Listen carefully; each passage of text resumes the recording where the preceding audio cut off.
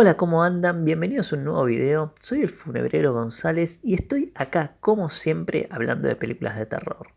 Hoy voy a hablar del extraño caso de una película que salió en el 2009, que se volvió de culto, pero que parecía seguir siendo invisible para mucha gente, sobre todo teniendo en cuenta que su director ya tiene cierto renombre entre los fans del terror.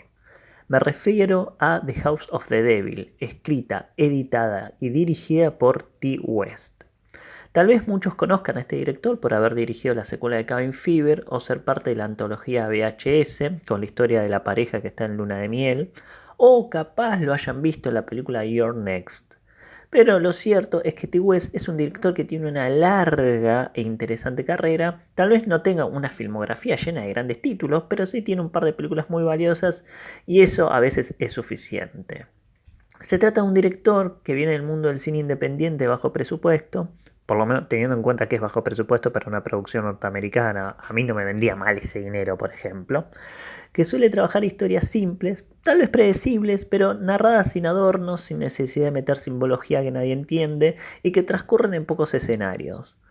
West abordó el terror de distintas maneras, desde películas con cámara en mano, pasando por películas gore, pero The House of the Devil es hasta ahora su obra maestra. La historia sigue a Samantha, una chica que acepta trabajar de niñera por una noche en una casa cercana al cementerio. ¿Por qué? Porque necesita la plata para poder pagar el alquiler de una casa donde quiere vivir. Lo primero que uno le llama la atención de esta película es la puesta en escena y el apartado visual. No solo parece, sino que es una película salida de los 80. De hecho, si tenemos en cuenta el año en que salió, hasta podría considerarse la precursora en esta moda de copiar a esa década. Lo que la diferencia con otros productos similares es el acercamiento que hace este director. West no está obsesionado en meter miles de referencias de los 80 como pasa en muchos otros casos. No, la película transcurre en los 80 y punto, no hay necesidad de subrayado. Esto podría verse como mero capricho por parte del director, pero para mí, haciendo esto lo que busca es entender cómo funcionaban las viejas películas de terror. No solo como mero ejercicio visual, sino entender cómo hacían los directores para crear un clima siniestro a la vez de generar terror y suspenso en la audiencia.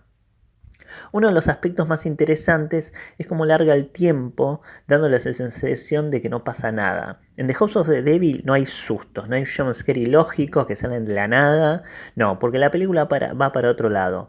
Y también es un poco un ejercicio de suspenso al estilo de Hitchcock, de Alfred Hitchcock. ¿Y por qué digo esto? Porque puede resultar bastante chocante. Bueno, por lo siguiente. Según Hitchcock, la sorpresa es, por ejemplo, que dos personas estén hablando en una mesa y de repente explote una bomba. Suspenso es saber que hay una bomba debajo de una mesa, que haya dos personas hablando y que la escena se estire. Bueno, acá pasa algo similar. Durante la mitad de la película sabemos que algo va a pasar porque hay constantes referencias a un eclipse y por cierta situación que ocurre en la mitad.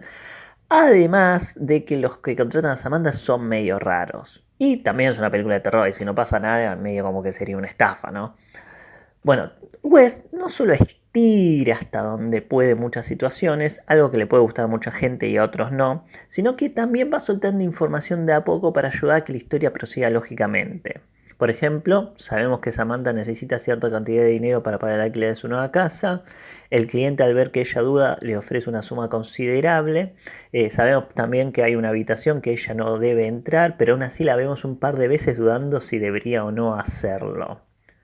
Pero, por supuesto, lo mejor es cuando Samantha se queda sola en la casa. De hecho, uno de los mejores aspectos de la película es lo bien trabajado que está la sensación de estar solo en un lugar desconocido.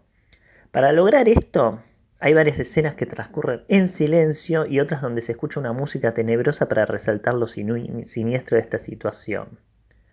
También la protagonista ve más de una vez por la ventana mientras la cámara la filma desde afuera, mostrando no solo a lo sola que está, sino que también dándole una entidad a esta casa que es también otro personaje, con esos pasillos pocos iluminados donde ella va paseando. De hecho, ¿cuántas veces nos pasó a nosotros de caminar por nuestra casa de noche o a oscuras o por una parte poco iluminada y tener miedo? Lo que básicamente la película expone es que el terror viene de los lugares más comunes. Todo esto no funcionaría si la protagonista no fuera Jocelyn Donahue, a quien seguramente recuerden de Insidious 2. Es una actriz que tiene una cara como muy particular, ¿vieron? Es una cara que salía directamente de los 70. O sea, hay un gran trabajo de casting ahí. De hecho, para mí la película no funcionaría si hubiese una de esas actrices que tiene un rostro muy moderno. Su personaje también es bastante interesante porque prácticamente no sabemos nada de ella.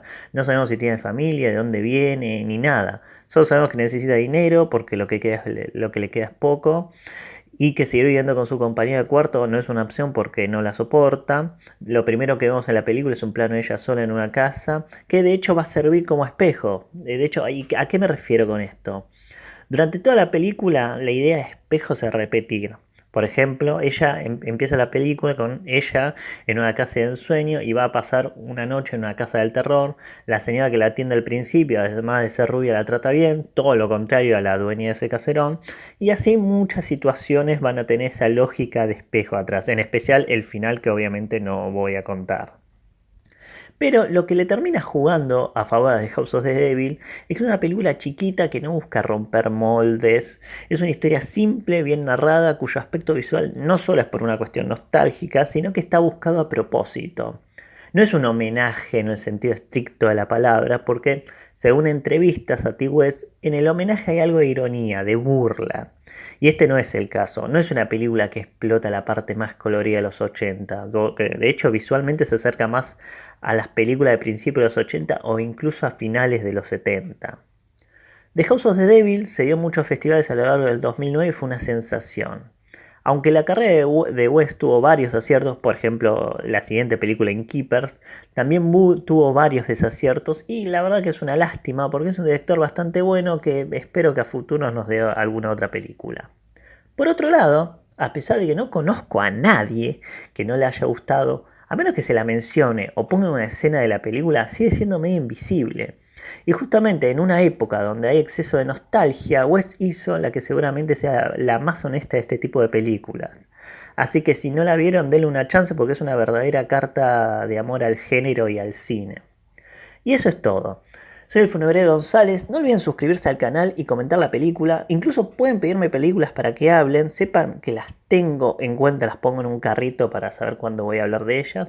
Así que hasta entonces los espero en el próximo video donde seguramente esté hablando ¿de qué? De películas de terror.